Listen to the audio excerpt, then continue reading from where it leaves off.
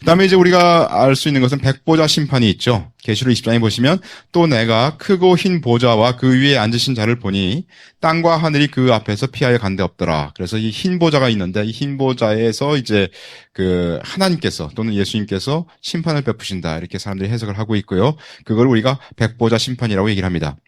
여기 그 타임이 쭉 나와 있는데 시대가 나와 있는데 여기 이제 우리 아직 닥치진 않았지만 7년 언약이 언젠가는 올 겁니다. 그 7년 언약이 오고 그 다음에 휴거가 있고 그 휴거 때 우리가 부활을 하죠. 죽은 자가 부활하고 또 우리도 새 몸을 입어가지고 휴거되면서 공중에서 주님을 만나고 그 다음에 예수님께서 지상 재림을 하게 되십니다. 그리고 지상 재림을 하시고 이제 그때 우리가 천년왕국에 들어가죠. 그때 천년왕국에 들어갈 때는 그 하늘과 이 땅이 새롭게 변하는 그런 하늘과 땅이 아니라 그냥 이 땅과 이 하늘이 그대로 있으면서 천년 동안 예수님께서 다스리게 된다고 우리가 믿고 있고요. 그다음에 천년이 끝나면서 새 하늘과 새 땅이 생기고 그리고 백보자 심판이 있게 됩니다. 그리고 그때 새 하늘과 새 땅이 생기기 때문에 영원 세계로 우리가 들어가게 된다는 것이죠. 계시록 20장 10절 또 저희를 미혹하는 마귀가 불과 유황못에 던지우니 거기는 그 짐승과 거짓 선지자도 있어 세세토록 밤낮 괴로움을 받으리라. 그래서 백보자 심판은 이제 그 백보자가 11절에 나오기 때문에 10절에 이제 벌써 그 마귀가 유황못에 던지우기 때문에 백보자 심판 전에 마귀가 불못에 던지운다 이렇게 볼 수가 있고요. 12절에 보시면 또 내가 보니 죽은 자들이 물온대소하고 그 보좌 앞에 섰는데 책들이 펴있고 또 다른 책이 펴졌으니 곧 생명책이라. 죽은 자들이 자기 행위를 따라 책들에 기록된 대로 심판을 받으니. 여기서 부활하는 그 죽은 자들이란 말은 예수님을 믿은 그런 자들이 부활하는 것을 얘기하는 것이 아니고, 왜냐하면 예수님을 믿은 자들은 휴거될 때 대부분 다 이렇게 그 부활해서 또는 그 휴거될 때 이 땅에 있던 사람들은 그 새 몸을 입고 예수님을 만나러 공중으로 올라갔기 때문에 여기서 부활하는 자들은 불신자들을 보통 얘기를 하고 있습니다. 백보자 심판에는 두 종류의 책들이 펼쳐져 있죠. 첫 번째 책은 다니엘서 7장 10절을 반영한 것으로 인간의 행위가 기록된 책입니다. 하나님의 심판의 기준은 불신자들의 행위에 따라서 심판이 이루어지고 있는 거죠.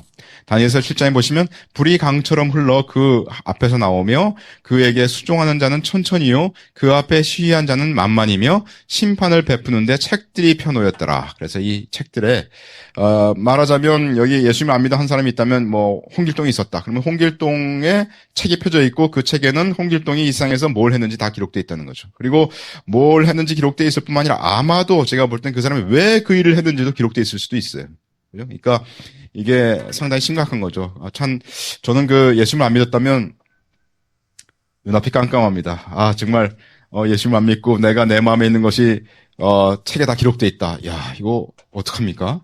예수님 믿은 게 너무나 감사하고 예수님을 믿은 후에 물론 제가 제 마음에 참 죄를 범한 적이 많이 있지만 하나님께서 그런 죄까지 다 참 고백하게 하시고 또 용서하신 것을 저는 감사드립니다. 또 다른 책이 펴졌으니 곧 생명책이라. 생명책은 인간의 행위가 기록된 책과는 달리 하나님의 백성의 이름이 기록된 책이죠. 이 책은 어린 양이신 그리스도의 생명책으로 소개되고 있죠. 계시록 21장에 보시면 무엇이든지 속된 것이나 가증한 일 또는 거짓말하는 자는 결코 그리로 들어오지 못하되 오직 어린 양의 생명책에 기록된 자들 뿐이라. 그래서 이 그리스도의 그 죽음이 곧 어린 양이라고 그랬기 때문에 어린 양이 죽임을 당하지 않았습니까? 그리스도의 죽음이 생명과 관련이 있다. 생명책이다. 그래서 어린 양의 생명책이라는 표현이 성경에 있습니다. 계시록 20장 13절 바다가 그 가운데서 죽은 자들을 내어주고 또 사망과 음부도 그 가운데서 죽은 자들을 내어주매 각 사람이 자기의 행위대로 심판을 받고. 그래서 여기 보면 사망과 음부는 죽음의 영역을 묘사하는 것으로 죽은 자들의 실제와 사람들이 죽음 후에 맞이하게 되는 상태를 나타내는데 그 음부라고 하는 것이 중간 상태에 있는 영혼들이 거하는 장소로 나타내기도 하며 우리가 여태까지 얘기했던 그런 말씀이죠. 의롭지 못한 자들이 죽은 후에 가는 곳으로 나타내기도 하고, 이 말씀도 우리가 말씀을 했고요. 무덤과 동일시 되기도 합니다. 그런데 이 사망과 음부가 던져진다고 했죠. 불못 가운데로. 이러한 음부에 대해서 혹자는 단순히 죽은 자들이 거하는 처소라고 주장하나 불의한 자들이 죽은 후에 가는 곳으로 이해하는 것이 더 타당한 듯하다. 이게 이제 성경적으로 완전히 이걸 우리가 명확하게 얘기할 수가 없는 상황이다 이런 얘기고요. 왜냐하면 14절에서 의인화된 사망과 음부가 영원한 형벌을 받아 불못에 던져지기 때문이다. 본문에서 바다와 사망과 음부가 죽은 자들을 내어준다는 것은 흰 보좌에 앉으신 이가 심판하실 때 예외 없이 모든 불신자들이 육체로 부활하여 심판을 받을 것을 시사한다. 다시 말해서 백보자 심판에서는 모든 불신자들이 육체로 부활해서 심판받고 불못에 던져진다 하는 것을 알 수가 있습니다. 그래서 이 말은 결국 뭐냐 하면 이 사망과 음부라고 하는 것이 불못에 던져지니까 사망과 음부, 곧 음부라고 하는 것, 스월이나 하데스, 이것은 게헨나, 불못하고는 틀린 곳인 것을 알 수가 있는 것이죠. 분명히 틀린 곳입니다. 그리고 아까 누가복음에서 부자가 가서 음부에서 고통스러워 했는데 그 부자가 고통스러워하는 정도는 지옥의 고통과는 비교가 안 될 만큼 약한 거라는 거죠. 그 비교가 안 될 만큼 약한 그런 음부, 하데스에서의 상황도 부자가 그렇게 괴로워했는데 지옥의 상황은 어떻게 했냐 이런 얘기입니다. 그런 이해가 가시죠? 지옥은 훨씬 더 고통이 심한 곳으로 성경은 얘기하고 있습니다. 계시록 1장 내가 볼 때 그 발 앞에 엎드러져 죽은 자같이 되매 그가 오른손을 내게 얹고 가라사대 주려 말라 나는 처음이요 나중이니 예수님이죠. 곧 산자라 내가 전에 죽었었노라 볼지어다 이제 세세토록 살아있어 사망과 음부의 열쇠를 가졌노니 부활하신 그리스도께서는 이러한 사망과 음부를 지배하시며 통치하신다고 이제 신약 성경에서 말씀하시고 있습니다. 계시록 20장 사망과 음부도 불못에 던지우니 이것은 둘째 사망 곧 불못이라. 본절에 사망과 음부는 의인화된 표현이죠. 이 사망과 음부는 사단과 짐승과 거짓 선자들이 유황 불못에 던지워져서 영원한 형벌을 받는 것 같이 동일하게 유황 불못에 사망과 음부가 던져집니다. 왜냐하면 그리스도께서 완전히 승리하신 후에는 더 이상 사망이 필요 없는 그리스도의 나라가 이루어지기 때문이죠. 한편 둘째 사망 곧 불못은 하나님의 백성이나 불신자들이 공통적으로 겪는 육체의 죽음을 의미하는 첫째 사망과는 달리 오직 불신자들만이 겪는 죽음입니다. 곧 이 육신이 죽는 거는 모든 신자나 불신자나 다 겪는 거지만 둘째 사망은 불신자들만이 겪는 죽음이죠. 왜냐하면 하나님의 백성은 둘째 사망이 주관할 수 없기 때문입니다. 본절에서 이러한 둘째 사망은 불못과 동일시되고 있죠. 계시록 20장 이 첫째 부활에 참여하는 자들은 복이 있고 거룩하도다. 둘째 사망이 그들을 다스리는 권세가 없고 도리어 그들이 하나님과 그리스도의 제사장이 되어 1000년 동안 그리스도로 더불어 왕노로 타리라. 그래서 이 그리스도인들은 둘째 사망을 당하지 않습니다. 20장의 15절 누구든지 생명책에 기록되지 못한 자는 불못에 던진다 그랬는데요. 여기 보면 아까 그 그래프인데 밑에 보면 이제 그 첫째 부활이 언제냐? 첫째 부활은 휴거될 때가 첫째 부활이다 하는 것을 알 수가 있고요. 그 다음에 물론 이 휴거 다음에 짐승의 표를 받지 않은 사람들도 주님이 재림하실 때 이제 천년왕국에 들어가면서 부활을 체험할 거죠. 그래서 그들도 역시 첫째 부활에 참여하는 그런 자들이 되겠습니다. 근데 둘째 부활은 이 불신자들이 부활하는 것을 얘기하고 있습니다. 그리고 불신자들은 부활해서 백보자 심판을 받고 그리고 불못에 영원히 던지운다 하는 것을 성경이 얘기하고 있다는 겁니다. 계시록 19장 짐승이 잡히고 그 앞에서 이적을 행하던 거짓 선지자도 함께 잡혔으니 이는 짐승의 표를 받고 그의 우상에게 경배하던 자들을 이적으로 미혹하던 자라. 이 둘이 산채로 유황불 붙는 못에 던지우고 옛 뱀이요 사단인 용은 천년왕국의 끝에 유황불못에 던지우는 심판을 받지만은요 짐승과 거짓 선지자는 아마겟돈 전쟁의 패배 후에 바로 유황불 붙는 못에 던지게 됩니다. 다시 말해서 이 지옥에 유황불 붙는 그 불못에 던지우는 첫 번째 자는 누구냐면 적그리스도와 거짓 선지자라는 거죠. 그들은 산채로 그대로 들어가게 됩니다. 20장 10절 또 저희를 미혹하는 마귀가 불과 유황못에 던지우니 거기는 그 짐승과 거짓 선자도 있어 세세토록 밤낮 괴로움을 받으리라 했는데요. 좀 전에 말씀드린 것처럼 주님이 재림하셔서 그 아마겟돈 전쟁에서 승리하시고 곧 그때 적그리스도와 거짓 선자를 잡아가지고 불못에 던지우십니다. 그런 다음에 천년왕국이 있고 그 다음에 그 천년왕국 끝에 왕국 끝에 사단이 불못에 던지우고 이제 새하늘과 새 땅이 도래하게 된다는 거죠. 정리해보면 범죄의 결과 그 저주와 고통과 수고와 썩음과 사망이 들어왔고요. 그리고 이 사망이라고 하는 것은 세 가지 영역에서 사망이 들어왔는데 육체의 죽음과 하나님과의 교제의 단절과 또 영원한 형벌 곧 불못으로 던지우는 그런 사망이 들어왔다 하는 것을 알 수가 있습니다. 여기서 이제 그리스도인들에게 해당되는 것은 육체의 죽음만 있는 것이죠. 하나님과의 단절이 그리스도인들은 그리스도로 말미암아 회복되었고 또 영원한 형벌도 그리스도의 십자가의 공로로 말미암아 면제가 됐습니다. 그래서 죽음 이후에 대해서 잠깐 다시 한번 정리하면 사람이 죽으면 신자는 낙원, 곧 아브라함의 품으로 가게 되고요. 불신자는 음부로 가게 됩니다.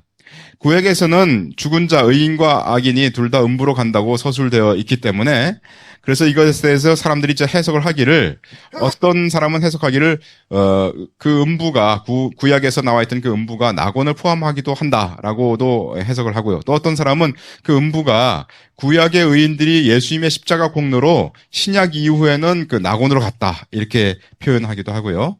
또 어떤 사람은 그 음부와 낙원은 다른 곳이다 이렇게 표현하기도 합니다. 하여튼 어떤 것이 맞는 것인지 모르겠지만 신약에 따르면 신약은 아주 그것이 명확하게 되어 있다는 거죠. 신약은 주님을 믿은 자는 낙원에 주님과 같이 있게 된다라는 것을 알 수가 있습니다.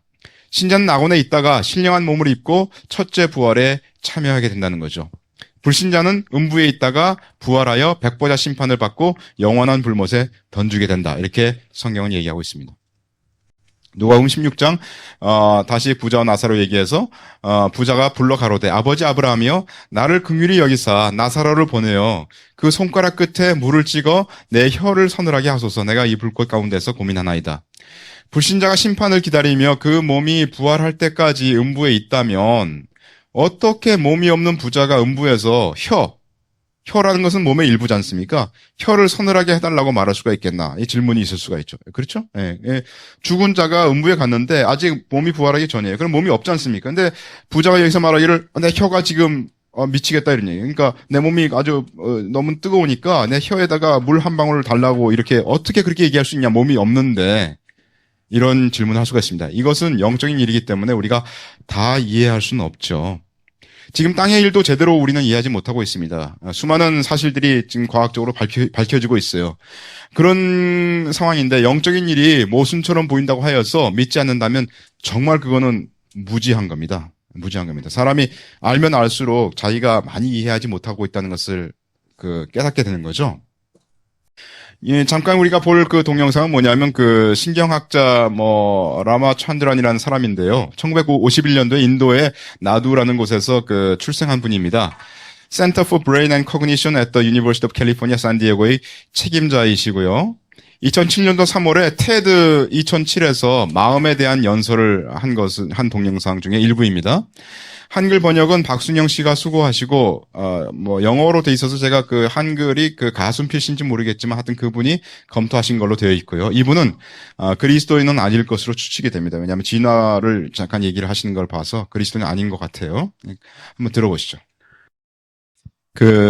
이것은 땅의 일이기 때문에 이 비디오를 통해서 영적인 무언가를 설득할 수 있는 것은 아니죠. 단지 우리가 땅의 일도 제대로 알지 못하는 무지한 존재라는 것을 알기 위해서 이 비디오를, 불신자의 것을 여러분들에게 전달시켜 봤습니다.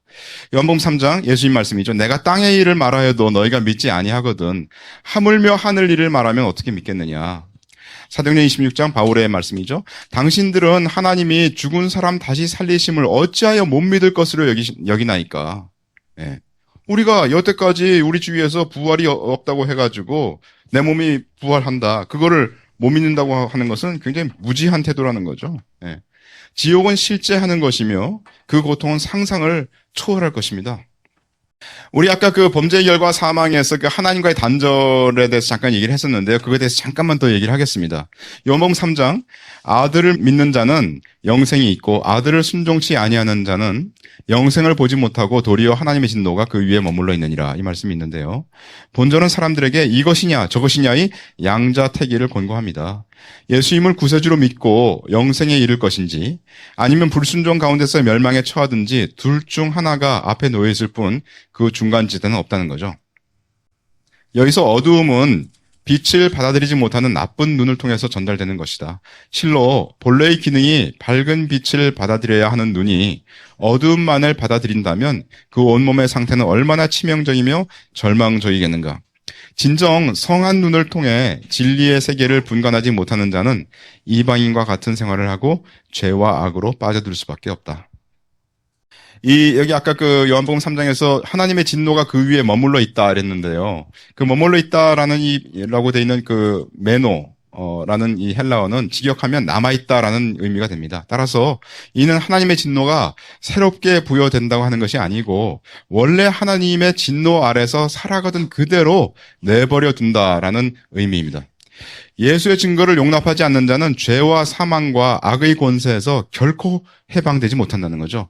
하나님은 그들을 악의 세력 속에 그대로 방치하신다. 그리고 그러한 처벌은 이미 시작되었고 장래에 끝마치게 될 것이다. 범죄할 때 마음의 사악함과 탐욕 그리고 범죄 후의 공허와 허탈함을 보면 지옥이 어떠할지 조금은 알 수 있을지 모른다. 왜냐하면 불신자들에게는 하나님의 진노가 지금 그 위에 머물러 있다는 거예요. 그러니까 그 말은 하나님의 진노가 어떠함은 어렴풋이 이 세상에 예수 안 믿는 사람도 느끼고 있다는 겁니다. 그런 내 마음에 이 타락한 거, 사악한 거, 탐욕, 그 공허한 거, 허탈함 이런 거를 극대화시키면 그게 지옥의 상태라는 거죠. 하나님의 진노가 불신자 위에 머물러 있는 것을 그것으로 어렴풋이 알 수 있기 때문이라는 거죠. 지옥은 그러한 공허와 허탈의 상태가 극대화한 곳이라고 말할 수 있다. 요한복음 3장 18절 저를 믿는 자는 심판을 받지 아니하는 것이요 믿지 아니하는 자는 하나님의 독생자의 이름을 믿지 아니하므로 벌써 심판을 받은 것이니라. 심판을 받았다 하는 이 말은 완료 시제, 퍼펙트 시제로 돼 있어가지고 그 심판은 이미 과거에 시작되어졌고 그 판결은 지금까지도 유효한 것임을 나타내고 있습니다. 불신자들은 장차 있을 종말론적인 대심판을 받기도 전에 이미 죄인으로서의 삶, 즉 정죄된 삶을 살아가고 있다는 것입니다. 이들은 진리 안에서 자유하지 못하고 죄에 얽매여서 죄에게 종노릇을 하고 있다는 겁니다. 그 다음에 이제 그 예수님 하신 말씀에 그 마귀와 그 사자들을 위하여 예비된 불못이라는 그런 표현이 있어요. 또 왼편에 있는 자들에게 이르시되 저주를 받은 자들아 나를 떠나 마귀와 그 사자들을 위하여 예비된 영영한 불못에 들어가라. 영영한 불이라고 하는 것은 염소의 자리에 앉은 사람들을 위해서 예비된 것이 아니라 원래는 마귀와 그 사자들을 위해서 준비된 것이라는 것이 중요하다는 거죠. 실로 영영한 불은 상속받는 것이 아니라 하나님의 은혜를 거부하고 교만하고 타락한 삶을 삶으로 얻어지는 것이다. 그리고 여기서 말하는 그 사자라는 안겔로스라는 말은 메시지를 전달하는 사람, 메신저, 사절 또는 천사, 보내심을 받은 사람을 뜻한다. 여기서는 아마 메신저로 보는 것이 타당하다. 그래서 하여튼 그 마귀와 그 마귀의 일을 전파하는 그런 사자들을 위해서 지옥이 원래 있었는데 예수 안 믿는 사람들이 거기에 그 동의해서 들어가게 된다는 거죠. 자기 뜻을 거기 합쳐가지고 지옥으로 떨어진다 이런 얘기죠. 그런 예화 있죠. 다 아시는 예화인지 모르겠는데 그 숟가락이 있는데 긴 숟가락이 있습니다. 그래서 그 지옥에서도 긴 숟가락으로 밥을 먹고 천국에서도 긴 숟가락으로 밥을 먹는데요. 근데 지옥에서는 어떻게 먹냐면 그 긴 숟가락으로 자기 밥 떠먹느라고 막 하는데 숟가락이 길어가지고 입에 안 들어가는 거지 밥이. 천국에서는 어떻게 합니까? 천국에서는 밥을 떠서 상대방에게 주기 때문에 전부 다 이렇게 잘 먹고 있다. 뭐 되게 약간 비현실적인 그런 예화입니다. 제가 전도하다 보면 이런 청년이 있어요. 저는 지옥이 무섭지 않습니다. 전 지옥에 가겠어요. 이런 청년이 있습니다. 그 사람한테 저는 이런 얘기 해줘요. 옛날에 우리나라에 용감한 군인들이 있었습니다. 여기도 이제 군대 갈 친구들이 있겠지만.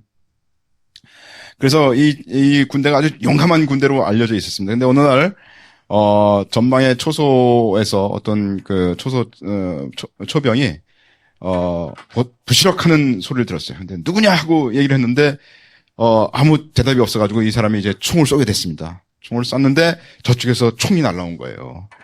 그래가지고 완전히 그냥 비상이 걸려가지고 밤새도록 양진영에서 총을 쐈다는 겁니다. 무장공비가 내려온 줄 알고 양쪽에서. 근데 나중에 알고 봤더니 아침에 난리가 났어요. 무슨 얘기냐면 양쪽에 둘 다 아군이었습니다. 둘 다 서로 공비가 내려온 줄 알고 밤새도록 총을 쐈다는 거예요. 근데 놀라운 사실은 사상자가 한 명도 없었다는 겁니다. 그게 무슨 얘기입니까? 그 용감한 군인들이 실제로 상황이 닥치니까 전부 다 이렇게 담벼락에 기대고서 하늘로 총을 쐈다는 거예요. 누가 왔는지 자기 눈도 보이지 않게 하려고 자기 목숨 아까워서 했다는 거예요. 여러분들 젊을 때 내 상황이 닥치지 않으면 자기가 용감한 사람이라 착각하기 쉬워요. 이 세상에 용감한 사람은 없습니다. 다윗도 자기가 죽을 때 다윗이라는 사람은 왕 중의 왕이에요. 그 사람은 진짜 용감한 그 전사였거든요. 근데 그 사람이 자기가 잡혀서 죽을 때쯤 돼가지고 어떤 행동한 줄 아세요? 그 문에 기대어가지고 침을 질질 흘리면서 미친 사람 노릇을 해가지고 겨우 벗어났습니다. 거기서. 여러분들 쉬운 거 아니에요. 예. 정말로 여러분들이 젊은이들이 내 지옥에 가 있다는 사람 그런 사람이 없기를 바랍니다. 예, 그 사람은 사실은 비현실적인 세계에서 살고 있는 사람입니다. 예, 이상으로 메시지를 마치겠습니다.